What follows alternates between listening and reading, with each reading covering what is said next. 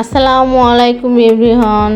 দূরে এবং কাছে যে যেখান থেকে আমার ভিডিওটি দেখছেন, আশা করি সকলে অনেক ভালো আছেন। আল্লাহর রহমতে আমিও অনেক ভালো আছি। আজকে আরেকটি রেসিপি নিয়ে আপনাদের মাঝে চলে আসলাম। আজকে খুব সহজে কাতলা মাছের ঝোল করে আপনাদেরকে দেখাবো। আমি মাছটা ধুয়ে পরিষ্কার করে নিয়েছি, এরপর হলুদ লবণ দিয়ে মাখিয়ে নিয়েছি। প্যানে সামান্য পরিমাণ তেল দিয়েছি, এরপর তেল গরম হয়ে আসলে মাছটা দিয়ে দিব। মাছটা আমি হালকা ভেজে নিব। যারা আমার ভিডিওটি ফেসবুক থেকে দেখছেন, প্লিজ পেজটি শেয়ার করে দিবেন এবং লাইক কমেন্ট করে পাশে থাকবেন।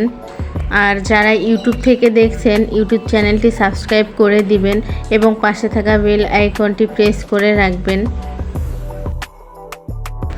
এক পাশ আমার ভেজে নেওয়া হয়ে গিয়েছে, এখন অপর পাশ উল্টিয়ে দিয়ে একইভাবে ভেজে নিব।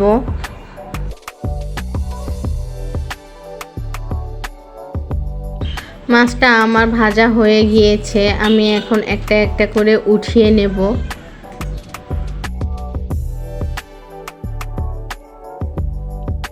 এরপর বাকি যে অর্ধেক মাছের মাথাটা ছিল ওইটা ভেজে নেব।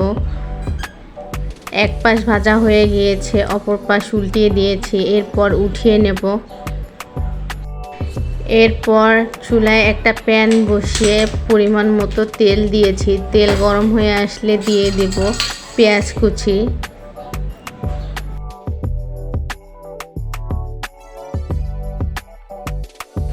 পেঁয়াজটা সামান্য লাল করে ভেজে নেব।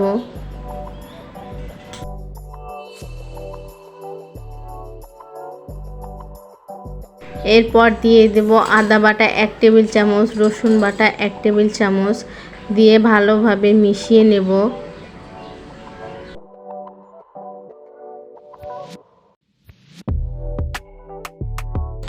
মেশানো হয়ে গেলে দিয়ে দেব হলুদ গুঁড়ো 1 টেবিল চামচ, দিয়ে দিব মরিচ গুঁড়ো 1.5 টেবিল চামচ। এরপর দিয়ে দিব জিরা গুঁড়ো 1/2 টেবিল চামচ। তারপর দিয়ে দিব স্বাদ মতো লবণ। এখন ভালোভাবে মশলাটা মিশিয়ে নেব।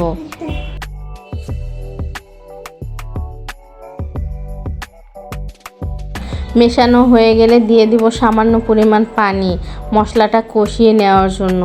এখন মশলাটা ভালোভাবে নেড়ে চেড়ে কষিয়ে নেব। দেখুন মশলাটা আমার কষানো হয়ে গিয়েছে, এরপর মাছ দিয়ে দিব একটা একটা করে। দেখুন এখানে মজার একটা বিষয় হচ্ছে কি, আমি যে কড়াইয়ে রান্না করার জন্য বসিয়েছি, এই কড়াইয়ে আমার মাছ হচ্ছে না, জায়গা ছোট হয়ে গিয়েছে। এরপর কড়াইটা আবার চেঞ্জ করে নিয়েছি। আপনারাই বলেন কেমন লাগে। কারণ মাছের মাথাটা অনেক বড় ছিল, যার জন্য আমি বুঝতে পারিনি। প্রায় 4 কেজির মতো মাছ এনেছিল। ঢাকনা দিয়ে ঢেকে দিয়েছিলাম মাছটা কষানোর জন্য। দেখুন আমার মাছটা কষানো হয়ে গিয়েছে। এখন একটু উল্টিয়ে পাল্টে দিব। এরপর যে পরিমাণ ঝোল রাখবো সেই পরিমাণ পানি দিয়ে দিব। দিয়ে এখন ভালোভাবে একটু মিশিয়ে নিয়ে ঢাকনা দিয়ে ঢেকে দেব রান্না হওয়ার জন্য।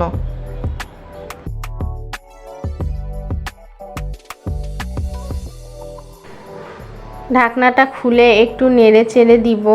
এরপর 3টা কাঁচা মরিচ অ্যাড করব আস্ত। তারপর আবারও ঢাকনা দিয়ে ঢেকে দেব রান্না হওয়ার জন্য।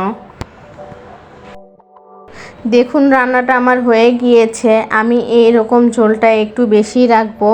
এই পর্যায়ে চুলার জাল বন্ধ করে দিব। চলুন আপনাদেরকে পরিবেশন করে দেখাই। দেখুন কত সুন্দরভাবে রান্নাটা করে ফেললাম খুব সহজে। মশলার পরিমাণও অনেক কম দিয়েছি। আমার এই রেসিপি যদি আপনাদের ভালো লেগে থাকে অবশ্যই কমেন্ট করে জানাতে ভুলবেন না। আর এতক্ষণ আমার সঙ্গে থাকার জন্য ধন্যবাদ জানিয়ে আজকে এখানেই বিদায় নিচ্ছি। সবাই ভালো থাকবেন, সুস্থ থাকবেন আর আমাদের সবার জন্য দোয়া করবেন। আল্লাহ হাফেজ।